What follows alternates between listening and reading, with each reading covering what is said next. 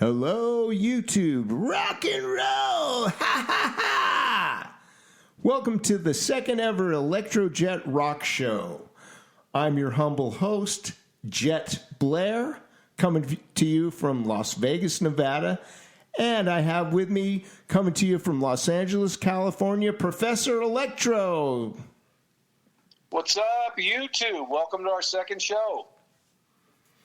Yeah, kids, today we're going to talk about the good old club that we used to go to when we were kids in Hollywood called the Starwood. Yeah, the notorious Starwood. And it was a club in Hollywood. If coming from the valley, that's what we used to do. We used to go over the hill on that would be Laurel Canyon we used to go on. And then it would turn into Crescent Heights. And it was on Crescent Heights and Santa Monica Boulevard in Hollywood. So let me ask you this, Professor. You went to the Starwood with us. What was your first impressions when you went to the Starwood? What was the first time like? Well, JB comes to school one day and tells all of us, hey, we got to go see this band, Quiet Riot, with Randy Rhoads at the Starwood. And we're like, the Starwood? Well, where's that? Oh, it's this club in Hollywood. You got to go to it. It's great. So okay. We packed ourselves in somebody's station wagon, went over the hill. And I'd been to concert halls like the Forum and places like that to see Kiss and Cheap Trick, bands like that. But I had never been to a Hollywood rock club like this. I just remember it being kind of a strange layout. They had a disco room, but we went to the rock and roll room. It was loud. It was really crowded. And when we came in, US 101 was opening for Quiet Riot. We caught maybe 3 of their songs. And then shortly after that, Quiet Riot came on. We were right up against the stage on Randy's side. And I remember Kevin DuBrow with striped pants running around like a maniac and screaming. And Randy Rhoads at that time did not have the look he had with Ozzy later on. He was kind of glammed out. He was in baby blue with a big blue bow tie. And he had a Snoopy on top of his amp with a matching blue tie, that blue bow tie. That kind of was a little bit strange for me. I wasn't really into glam at that time, but yeah, they were great. They were powerful and energetic, and it was quite an experience for sure. Yeah, so Professor, what would you say the best shows that you saw at the Starwood were? The best shows, I would say, Quiet Riot was pretty good, but I would say for me, Starz, the band Starz, very underrated band, I think. We saw them. They were kind of, obviously a signed band, and they were from the East Coast, but they were just fabulous. They were great. They had great songs, great performance, great crowd engagement, and really dynamic. They were really engaging with the crowd, and the crowd was really responding, and they were just powerful and dramatic, and just a great band, a great show. Yeah, for sure. That was the best one I think I saw at the Starwood. Awesome. Thank you, Professor, for that. Any other stories that you might want to mention for this? Well, I think I saw quite a few other shows at the Starwood, but they just don't stand out for me that I remember them that well. Probably saw Bad Axe there, and like I mentioned, US 101. And I do remember on one crowded evening being in the men's bathroom there, looking at all the graffiti on the wall, and actually got an idea for the name of our band off the wall of the Starwood bathroom. So, yeah, I have a few other stories, but those are probably the standout ones over the years that I remember. Yeah, it's funny. I never knew that's where you got our name from. That's pretty interesting. Yeah, that's kind of a crazy story. And how about you? What was the first time you went to the Starwood? What was that like for you? Okay, well, I'll tell you, man. I remember being in high school. I was like a rocker dude back then. There was the rockers and the jocks. I was a rocker dude.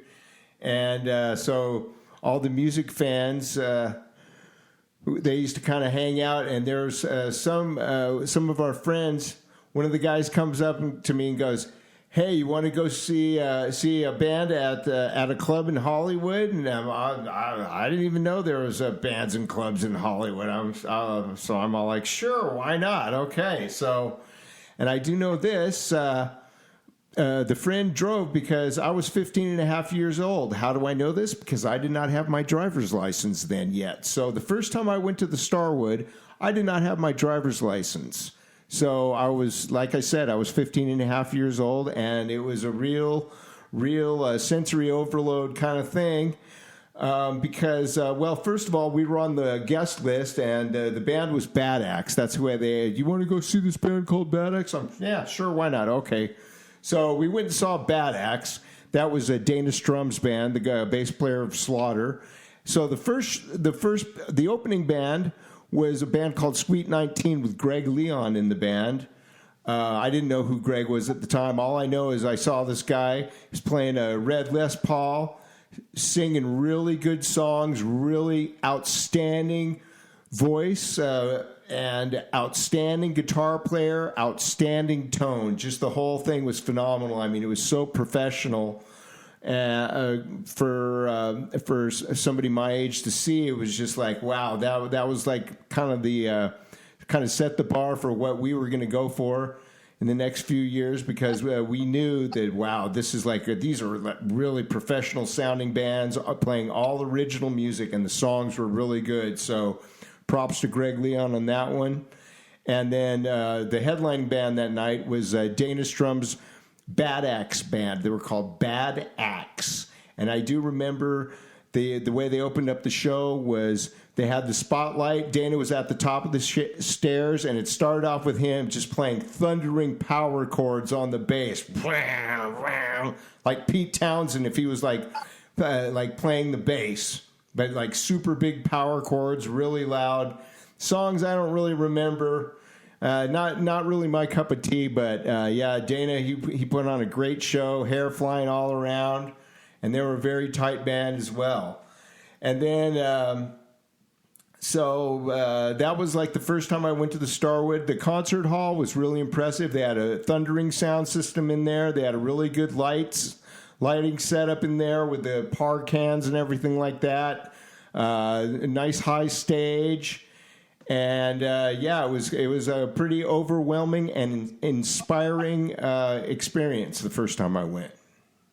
How many times would you say you went all together, if you had to guess? Well, we used to go all the time. If I had to guess, I'd say probably realistically about 30 times, I'd say.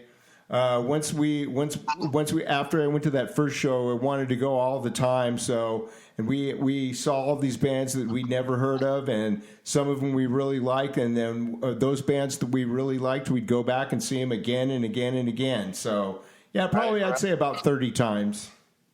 Okay, and if you had to break down, let's say, the best shows that you saw there, briefly, what would you say were the best shows if you had to say the best 5 or 6, 7 shows that would you say you saw? Okay, well, I'd kind of break it down into because there was like kind of 2 categories of shows. I'd say, obviously if there's nationally signed acts in there, they're going to be phenomenal shows. So the best big band shows I saw from signed acts would be Detective. They did 2 records on the Swan Song label, produced by Jimmy Robinson and Andy Johns. If I might. And yeah, they had Michael DeBar, phenomenal singer. Michael Monarch from Steppenwolf on guitar. The rhythm section was phenomenal with Bobby Pickett and John Hyde. John Hyde's drumming was incredible. He's one of my favorite drummers still to this day. And they had Tony Kaye from Yes. And also saw Nick Gilder there. It sounded exactly like the record. That's more of like sort of a pop rock kind of thing, but the songs were really, really good. They sounded just like the record. He sang so good. There was a lot of females in the audience for that. And yeah, that was a really good one. Also, Legs Diamond, I was a fan of the band back then at the time. And they were really good too. They sounded just like the record. The singer hit all the notes. Rick Sanford, I think he's related to Michael Anthony. I think he's from Van Halen. I think he's his cousin or something. I read anyway. So yeah. So for the big signed bands, those would be the notable ones for me. And how about let's say the unsigned bands, or let's say the lesser known bands? What would you say were the best shows you saw of that category? Well, yeah, my favorite bands. When we had our little band, before I was in the band with the Professor Electro, we used to have a band that opened for a band called Lace, and they had a guy named John Purdell in the band. He ended up producing and writing songs for Ozzy Osbourne. So I was a fan of them. So they played at the Starwood, I think maybe 3 or 4 times. I saw them one time there, but they sounded phenomenal as ever. Of course, I saw them a bunch of different places, but that was the only time I saw them at the Starwood. Also, of course, Quiet Riot with Randy. Saw that probably 5 or 6 times with Randy's childhood friend Kelly Garney on the bass, and I saw him with Rudy, I think maybe twice. So I probably saw Quiet Riot about 6 times. They were one of my favorites. Also, London with Nikki Sixx's band. Well, it wasn't really his band, but he was in the band. Nikki Sixx in London. The songs were phenomenal. Put on a great show. Lots of cute females in the audience, and the songs were just simply gorgeous. They weren't as I think Nikki ended up leaving the band because they weren't metal enough for him, and I guess Nigel, the singer, didn't like his bass playing or something like that. But you can hear the demos of the old songs. They're up on YouTube. Just beautiful songs and a really good show. Lizzy Graves, kind of a guitar hero of mine back then, made a big imprint on me. Also, Satyr, Chuck Wright's band. They were sort of a cross between Zeppelin and Genesis, and they had this guitar player named Bob Steffen, who is like one of my favorite guitar players. Just an outstanding guitar player, outstanding tone. Really, the band had a really good mix. The songs were very interesting, kind of proggy in a way. And then also Wolfgang, we used to go see a lot. Really energetic show. Wolfgang had Steve Plunkett and Randy Rand in the band, and those 2 guys later went on to be in Autograph, the band that opened for Van Halen tour. All right. Well, those are some great stories also. Any other stories or other bands that stand out for you? Well, we'd by default, I went there so much that I did end up seeing Snow with Carlos Cavazo, who later went on to be in Quiet Riot, the version that had all the big hits and everything on the radio, sold a bunch of records. So Carlos from Snow was pretty interesting. I remember him just going out, and it seemed like every solo he'd be playing just like super as fast as he can, which was pretty interesting.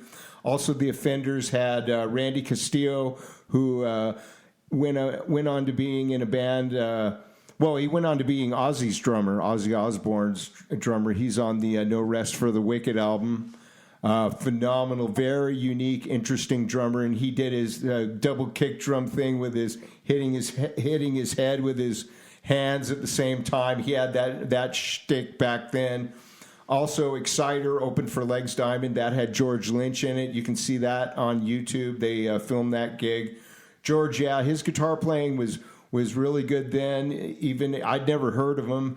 The songs didn't really hit me or anything, but George, he was a very interesting guitar player back then. Not quite developed to what we know as in Dokken, but it was there.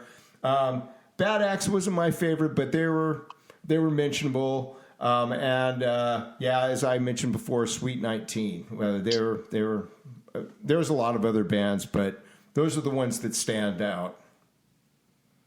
Any unusual stories? Couple stories you can remember of not necessarily the bands, but something else that happened there? Celebrities, any experiences? Yeah, I remember I was there one time. It might have been at the Detective Show, and it was early before even the first band started. And there's this kind of strange guy, kind of like. I noticed him. He was kind of looking at me, so I was kind of looking at him, and he's kind of like giving me a bit of a stare down.